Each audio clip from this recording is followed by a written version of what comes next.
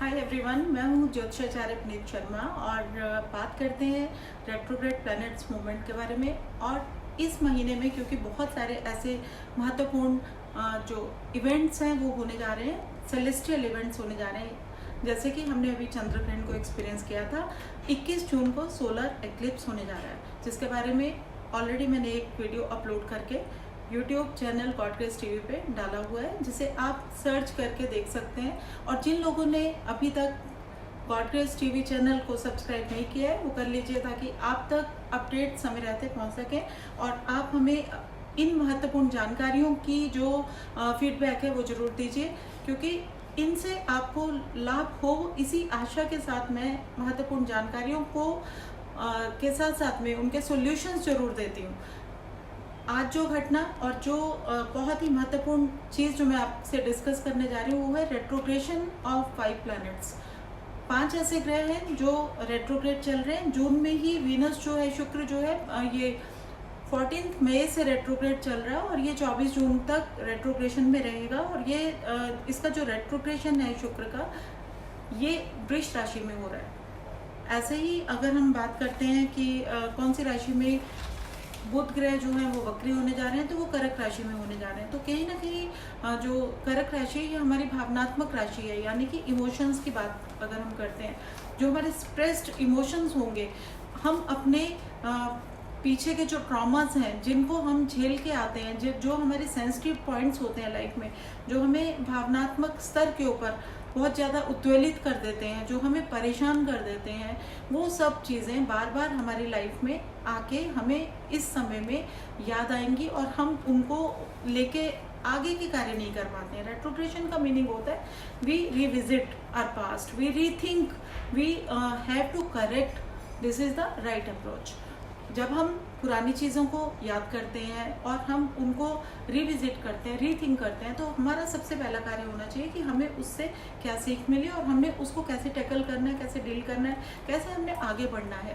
क्योंकि ये वो टाइम है, रेट्रोग्रेशन प्लैनेट्स का मीनिंग होता है कि हम इनको जोड़ के देखते हैं डिलेज के साथ में, और हम लाइफ में जब भी फ्रस्ट्रेशंस को टैकल कर रहे होते हैं, फेस कर रहे होते हैं डे टू डे रूटीन में, तो आप समझ लीजिए कि कोई ना कोई कम्युनिकेशन का प्लैनेट या कोई ऐसा प्लैनेट जरूर जो है वो रेट्रोग्रेड चल रहा है। जब भी रेट्रोग्रेशन होती है उस समय में हम लोगों को क्या क्या सावधानियां लेनी चाहिए।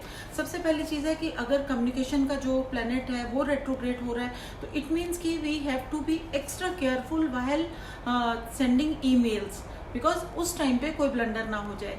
और हमको अपने ट्रैवल प्लान्स, अपने टिकट्स, उनको भी रीचेक कर लेना चाहिए, कहीं पे उसमें कोई मिस्टेक से हम लोगों के पास में रॉन्ग इन्फॉर्मेशन तो नहीं है, हम उसको लेके कहीं परेशान तो नहीं होने वाले हैं। तो इवन डॉक्यूमेंटेशन, अगर हमारे पास में कोई पेपर वर्क आया हुआ है और डॉक्यूमेंटेशंस हैं, तो उसको भी हमें बहुत ध्यान से रीचेक करना है, बहुत ध्यान से उसको साइन करना है, उसको पढ़ना है बार बार, और इस तरीके के मिस्टेक्स को हमने होने से रोकना है।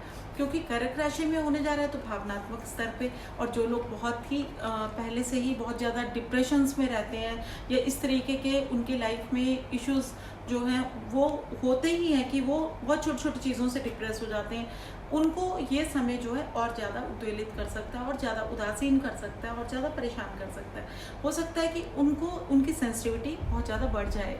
उन लोगों को इस समय के अंदर क्या करना है वो मैं अभी आपसे रेमेडीज शेयर करूँगी। शुक्र जो है ये तो 24 जून को ठीक हो जाएगा। ये प्लैनेट ऑफ लव भी है, प्लैनेट रिफाइंड एट्रीब्यूट्स का भी है, और साथ साथ में हमारे जो रिलेशनशिप्स होते हैं वो अगर इस समय में बहुत बुरे ट्रॉमा में से निकल के हम आ रहे हैं, तो हमें वो भी रीथिंक करना है कि हमें उन्हें छोड़ना है या लेके चलना है। तो जो भी है सहज तरीके से छोड़िए, सहज तरीके से उन्हें समझिए और इम्पेशेंटली कुछ भी मत कीजिए, क्योंकि 24 जून को शुक्र का रेट्रोग्रेशन खत्म होने जा रहा है। इसका जो इम्पैक्ट लोगों के ऊपर रहा है वो वृष लग्न के ऊपर रहा है, और क्योंकि शुक्र से प्रभावित 2 जॉडिक्स होते हैं, वृष यानी कि टॉरस, एंड द अदर जो प्लैनेट है दैट इज लिब्रा। तो इन दोनों को हो सकता है कि पिछले कुछ दिनों में आइज से रिलेटेड दिक्कतें आई हों, इनको हो सकता है यूटीआई के प्रॉब्लम्स रहे हों, ऐसा भी हो सकता है कि कुछ ना कुछ स्किन के एलिमेंट्स रहे हों, या इनके रिलेशनशिप में इनको मिसअंडरस्टैंड किया गया हो। वीनस का रेट्रोग्रेशन मरकरी का रेट्रोग्रेशन, और इसके साथ साथ में टास्क मास्टर सैटर्न का रेट्रोग्रेशन, यानी कि कार्मिक जितने भी हम लोगों के जो भी लेखे जोखे हैं उनकी असेसमेंट्स शनि बाउंड्रीज डिफाइन कर रहा है। शनि चाहता है कि हम अपनी लाइफ में डिसिप्लिन को लेके आएँ, हम अपनी लाइफ में अपने बाउंड्रीज को डिफाइन करें, हम अपने कार्मिक जो भी एक्शंस हैं उनके ऊपर चेक रखना सीखें। तो ये सब टास्क मास्टर हम लोगों से चाहता है। इसके बाद में बात करते हैं जुपिटर की, तो जुपिटर भी रेट्रोग्रेड चल रहा है, यानी कि हम लोगों की विजडम हम लोगों को ये सीखने पे मजबूर कर रही है कि जो हमने पिछले दिनों में निर्णय लिए थे और जिनका भुगतान हम आज तक दे रहे हैं, यानी कि अपने हाइजीन का ध्यान नहीं रखा। हमने ये कभी नहीं सोचा कि ये जो भौतिक सुख है इनके पीछे भागते भागते कहीं ना कहीं हमें यूनिवर्स को जो एक टॉर्चर हम लोगों ने करना सीख लिया था, हमने जो एयर पोल्यूट कर दी, हमने जो ऑक्सीजन को ख़त्म कर दिया, प्लांट्स को काट दिया, हमें ये नहीं करना चाहिए था। तो ये सब रेट्रोग्रेशन हमें सिखा रहा है। इसके साथ साथ में एक और रेट्रोग्रेशन प्लूटो का रेट्रोग्रेशन, यानी कि शेकअप्स एंड ब्रेकअप्स सबका समय चल रहा है। इमोशनली, मेंटली, फिजिकली सब लोग सफ़र कर रहे हैं, बेयर कर रहे हैं। साथ साथ में सोलर एक्लिप्स की जो भविष्यवाणियाँ हैं कि भूकंप आएंगे, कहीं ना कहीं सुनामी आएगी, कहीं ना कहीं आक्रोश बढ़ेगा, अराजकता बढ़ेगी, लोगों में एक हिंसा की जो प्रवृत्ति होगी, वो लोगों में लूटने की और एक दूसरे से झपटने की जो वारदातें होंगी वो बढ़ेंगी, चोरी बढ़ेगी, डकैती बढ़ेगी। तो ये सब क्या है, ये हिंसा, ये सब चीज़ें, इन सब के ऊपर हमें वर्क करना पड़ेगा और इनसे बचने के लिए हर एक इंसान को अपने अंदर झांकना होगा, अवेयर होना पड़ेगा।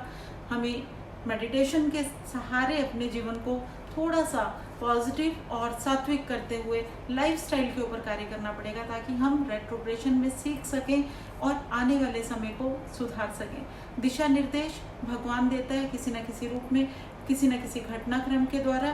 तो जो भी हम लोगों को आज झेलना पड़ रहा है, जो भी भयावह परिस्थितियाँ बनी हुई हैं, सबसे हमें एक लर्निंग लेनी है और हमें अपने आप को मजबूती के साथ किस तरह से इस दौर में से तकलीफ़ों के साथ निकल के एक सोने की तरह निखरना है, वो कला हमें सीखनी होगी।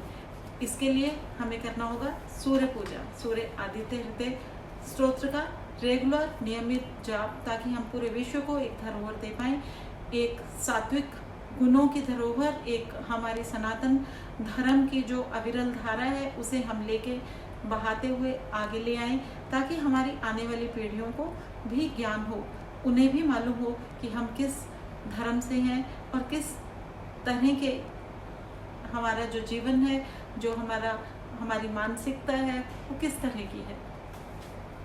हमें इस समय में सबसे ज़्यादा ज़रूरत रहेगी बुध ग्रह के लिए लोगों के साथ मिल बांट के खाने की, प्लांटेशन करने की, जल को बचाने की, पर्यावरण की रक्षा करने की। साथ साथ में सूर्य भगवान को जल देने का नियमित आप आधार बनाएंगे तो आपकी इम्यून पावर बढ़ेगी, इम्यूनिटी बढ़ेगी। प्राणायाम कीजिए, योग कीजिए, गुरु का आदर कीजिए, बड़ों का सम्मान कीजिए। गुरु ग्रह आपको यही सिखाता है, शनि आपको ये सिखाना चाह रहा है कि अपना कार्य खुद से कीजिए, अपने आप मेहनत करना सीखिए, कर्म की परिभाषाओं को समझिए और दूसरों के ऊपर डिपेंडेंसी को कम कीजिए। तो ये सब सीखते हुए अगर हम आगे बढ़ते हैं तो ये समय हम लोगों के लिए बहुत ही सुनहरा अवसर है। सोलर एक्लिप्स जो है, इसका जो सूतक है ये 20 जून को लगेगा शाम को 10:30 बजे, और जितने भी गर्भवती महिलाएं हैं उनके लिए प्रिकॉशंस के तौर पे उन्हें तुलसी का जो पत्ता है वो अपने खाने के और पीने के जल में रखना है। साथ साथ में उनके लिए गेरू की एक मिट्टी होती है या केसर नाभि के ऊपर लगाना है, ताकि उनके बच्चा सुरक्षित रहें। और जो भी किरणें विकिरणें जितनी भी होती हैं, जो भी अल्ट्रावायलेट रेस होते हैं जो इस समय में थोड़ा सा नेगेटिव इम्पैक्ट गर्भवती महिलाओं के लिए क्रिएट कर सकते हैं, उन्हें अपने जहाँ पे भी वो सोएंगी, जहाँ पे भी रहेंगे, वहाँ पे उन्हें स्वास्तिक का चिन्ह बनाना है अपने बेड के पीछे। तो ये सब प्रिकॉशंस हैं। आप लोगों के लिए शुभ हो। नए विषय के साथ दोबारा मिलेंगे। नमस्कार।